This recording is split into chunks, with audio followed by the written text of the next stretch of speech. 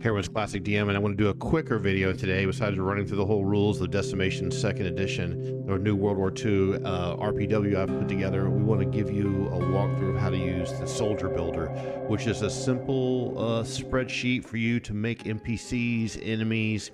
If you're making your own squad, you can also use it to make new characters yourself. Let's just jump into it real quickly here. Of course, the rules are still free here on my website, tlliotcannon.com. You can also get free character sheets or soldier records, as we refer to them in the game. And we got a new upload here, which is this character builder. You know, everything you do in the game is all derived from those core traits. So even though there's instructions written in the spreadsheet itself of how to operate it, I want to kind of give you a snapshot of how to actually roll it, do things just in it yourself. It'll save you a lot of hassle. Now, there's nothing wrong with like the old days of rolling 2d10s and getting your D100 and get your numbers together and jotting it down on your character sheets, because we include free character sheets in the game. They look like this. If you want to have them color, you can have more of a lighter grayscale version. To do it quickly, though, to make a lot of enemies really quickly, like for example, let's go back here. If you are running, making an adventure and you need a lot of enemies, one of the things in the rule set I recommend is like you can make one battle rank 1 enemy, and then all you have to do to make higher rank versions of the same thing is to increase these numbers that are in gray. Now, every single trait combination, however, is going to be different. I mean, you don't want all your enemies and soldiers to have 90 strength and 70 endurance. You want all those trait numbers to be random. So here's basically how you do it, right? So items and cells that are filled in with yellow that say manual entry are where you're going to manually type in a number, right? Pretty simple. And once you have all the different ones filled in, it will derive everything else for you. So you can play around with different trait combinations and see what seems to work best for you. Basically, all you need to do is this cell here, B2, where it says, roll a D100. Highlight this cell, put your cursor behind number 100, and the adjacent cell will roll a random number, where in this case it's a 90, all right? And all you gotta do is just select this cell again and do it again, and it'll re-roll the number in 28. So let's just do one real quick to give you an example.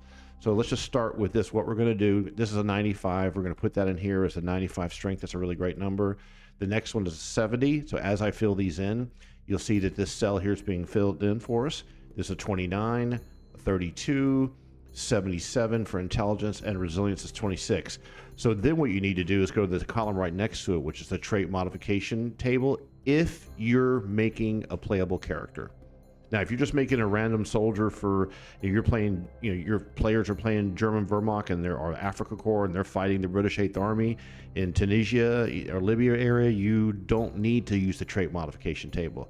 The trait modification table is designed to make sure that the player characters are a lot more heroic and don't run around with like 10 strength or something like that. It's pretty, let's make this as if it's going to be an actual player character. So what we do is we refer to the number in the first set of columns, or the B columns of B5 through B10, and we take this 95 and we check over here to this table, and it says add nothing. So the final number, this one here, is the one that the whole spreadsheet will read off of in the C column. The next thing we do is look at this endurance. It's a 70. Well, if it's a 70, you're going to add 10. So let's go ahead and change that 70 to an 80. Dexterity is 29. That's an add 15. Oh gosh, let's get a calculator out so we don't make any mistakes here, right? 29 plus 15 gives us 44. Not hard math at all. I should be ashamed of myself for not actually knowing that. 32. Let's see, that's the same range. Add 15. Add 10 is going to give you 42. The extra 5 gives you 47. 77, that's right past this threshold here. Well, all you need to do is add 5. That's going to give you an 82. And last, the resilience number is only 26. That's just past that threshold where you add 25, and we only add 15 to that. So we'll just take this number here and we'll say 26 plus 25, 51. All right. Actually, that's mistaken. It's 26 plus 15. Let's do that again. 26 plus 15 gives us 41. All right. So normally at the table with your friends playing, you would have them roll the dice because it's kind of fun. Also, in the rules, you have the option, as your players are rolling up their soldiers, to place these trait numbers anywhere they want, right? People who play the game a lot tend to realize that having high resilience means that some of the wounds don't incapacitate you as well. And also, some players are very, very firearm oriented. So they're going to put those high trait values in things that will affect their ability to shoot a weapon. If you're going to be playing a gunner and a tank, you're going to want to make sure that this trait values are going to modify your gunnery accuracy modifier, etc. But I like to do it the old school way, which is whatever the dice give me, that's what I'm working with, because the variation between the traits and the different abilities that you get, like melee and hand-to-hand and melee defense and firearm base, they aren't huge and massive. The big differences come from the type of weapon you use and your battle rank modifier. All right, now, since this column here has already got the final values for our character, we can see that this has pre-calculated the physique, prowess, and mental discipline, which are just averages. Remember, the physique is an average of strength and endurance, prowess is an average of dexterity and intelligence, and mental is an average of intelligence and resilience. So all we need to do now is look up this 88 number in the chart next to us, and we see, wow, at 88 we get a +8 discipline modifier. Now remember, discipline modifiers are only really going to be used in like action checks and things like that. They're not being really used in shooting your weapons, but it may have an effect on some other things that you do in the game. So it's still important to have these really strong. So 46, we look this up here, that's only a 4. And lastly, the mental discipline, 62, that gives us a 6. Now we've got those fields entered. We have this locked in. We have the traits locked in for strength, endurance, dexterity, agility, intelligence, and resilience. We got the discipline modifier locked in. Now we need to choose a battle rank. There's a drop-down menu for this one. So battle rank, what is it? We've talked about it before, but battle rank is a way to express how experienced your soldier is in broad terms. If you were playing D&D, you would have levels 1 through 5, but in reality, it really feels more like levels 5 to 10, 10 to 15, 15 to 20, and 20 to 25. It's pretty big differences on what kind of things it's going to do to modify you. So you have battle ranks 1, 2, 3, 4, and 5. We use a Roman numeral for that, so it doesn't get mixed up with any other numbers. Right, so each one of the battle ranks has a modifier to it. You will need to manually enter that in. It's not hard to remember what they are. We'll just go back here to the very beginning of the whole rule set, and we'll see the battle rank modifier table. Let's say that we're making a German soldier. This is going to be seasoned. We'll make him battle rank 3, which is down here on page 9. That's only a +10. So we do need to manually put this in here. We've already got it as a +10. You could pick it, but you don't want to put +25 in here and have battle rank 2. Now, you're not printing from this sheet. This is just a scratch sheet for you to calculate with. So you don't need to worry, like, if I left this at battle rank 1, but I'm really doing a battle rank 3 modifier type person or character, that's not that big of a deal. But you do want to change these numbers to match so you can keep track of it. Now, this is the empty white, the white cells with orange writing. This is an Auburn or Clemson University or Miami type thing, is going to be also derived. It means it's pre-calculated for you, so don't write anything in here. So the speed modifier is 56. When you have that first action call and you do an action roll to see who gets the first action, say you're the squad leader with 4 guys with you and your squad leader gets a big bonus to their action roll, you add this to a D100 roll. So if you rolled 100, you'd be 156 and a high number wins kind of situation. So now that that's all calculated, the hand-to-hand combat values, which is both for offense and defense, punching, takedowns, trips, all kinds of cool stuff you see like that, where you don't have any weapons in your hand, pre-calculated is at 80. This means this character can attack or defend with an 80% chance of success, which is great. The melee base to hit is pre-calculated. The melee defense, in this case, is a little bit lower because it uses different traits. And the firearm base to hit is pre-calculated as a 42. You find that a lot of the firearm base to hit numbers are relatively low.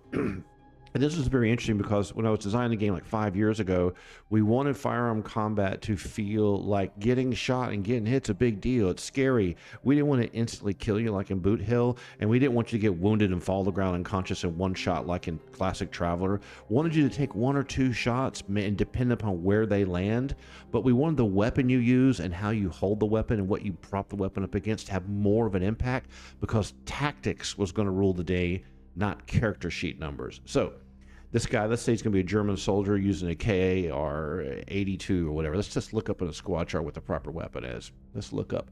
Let's say we're breaking a British shaped a German Africa Corps guy, right? So we're going to look up. We have tables here in the back that show for a typical squad for the Germans, rifleman KAR 98K bolt action rifle. That would be the basic weapon that he would use. If you want to look up the actual weapons themselves by nation, this is in here as well. So the KAR is a bolt action rifle. It's pretty straightforward. It's not really confusing or anything like that. So what we do now is we go back to our little spreadsheet and we can select this guy's going to be shooting a bolt action rifle. He's not going to have a secondary weapon. We can just leave that blank. Well, I'll just leave it a bolt action rifle for now. Now we take this firearm base to hit number, and we are going to use a calculator for this. Let's clear this, which is 42. And we're going to write across here the final number as we add each number for short, medium, long, very long, and extreme. That means when you're at the table, it's already pre-calculated. That makes a big difference. That means you only need to determine things like, well, is the target moving? Is the target behind cover? Are you standing still? Are you kneeling? Are you prone? Are you bracing yourself and sniping? That's like the only modifiers that are really going to happen when it comes to shooting a gun, right? So we take the 42, and for short range, we're going to add 50. That's pretty easy. We just put that in here as 92. So this is put this in here as 92. Next, for medium range, what we have is plus 35. So let's do 42 plus 35. 42 plus 35. We're going to give us, whoops, I did a multiplication. 42 plus 35 gives us 77. And these ranges are pretty tight. Now, if you've actually really shot a rifle before, you'll notice in my game rules that the ranges are really short. And that's intentional to keep the game playable on a play space. Okay, so next we have long range for a bolt action rifle where we got plus 25. So we just take our 42. Again, a 42 and plus 25. That gives us 67. And very long range is only going to give us what, a plus 10, and it's only minus 10 for extreme range. So that's easy. This is going to put us at 52, and this will put us down at 32. So when you're in combat, all you're really, now you have everything you need for this character. It's done. So now you can actually just jot them down on a piece of paper, either if you're a game master with an entry kind of like this, right? And say they're the numbers you can just look at. It's like D&D. It's very simple. If you are in combat and you want to, you're shooting at someone, you can look at some of the modifiers that happen here. So, you know, we've got the firearm accuracy modifier in here. What's the stance? Am I standing, kneeling, or prone? That's going to give me bonuses to hit. To get prone, you have to use an action to go down on the ground. It's not something you can do and shoot in the same tactical turn.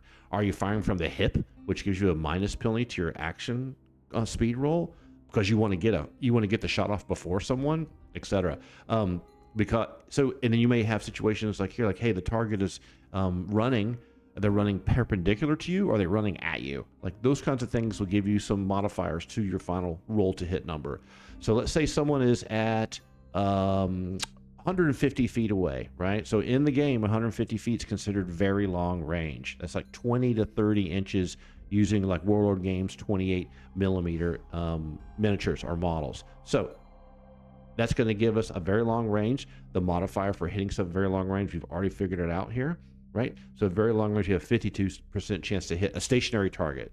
So say our German Afrika Korps guy is taking a shot at a British soldier who just jumped off the back of, you know, a personnel carrier, and he's loading his weapon or talking or giving orders to someone. So when your chance comes, you take your shot at that range, 52% chance to hit him. And of course, once you hit them, then you're going to do hit location and then modify the severity by what happens from that, and then apply the wounds. You might kill this guy, you might just wound him, you might just barely hit his equipment and do no damage. That's basically it. It's a pretty straightforward spreadsheet. I try to make sure to put very basic instructions here so you know exactly what to do. You know, once again, you select B2, put your cursor behind the text, hit enter. That gives you a random number. This random number is only being generated here, right? It's not updating the whole sheet. Otherwise, it would be a nightmare as you start type things in. So after you get those manual entries, if you're making a player character, you know, modify those by the trait modification table. The discipline modifiers are automatically generated for you. The battle rank modifier, you put that in manually. And then after that, everything else is pre-calculated and a little bit of math to put these numbers on your final character record, and you're good to go. And so that's all you really need to do. You don't have to pick any feats. You're not having to do anything really complicated and do any kind of weird modifiers. You're not picking any spells, of course, in a World War II game. But that's basically it. You grab the spreadsheet. You know, if I was a programmer, I'd make it an app, make it really simple for you to build and pick the squad and pick the uniform and pick the discipline, pick the name, all that kind of stuff. But to keep things dirty and grimy and free, hey, there you go. There's a spreadsheet. Have fun with it, and we'll talk to you again really soon.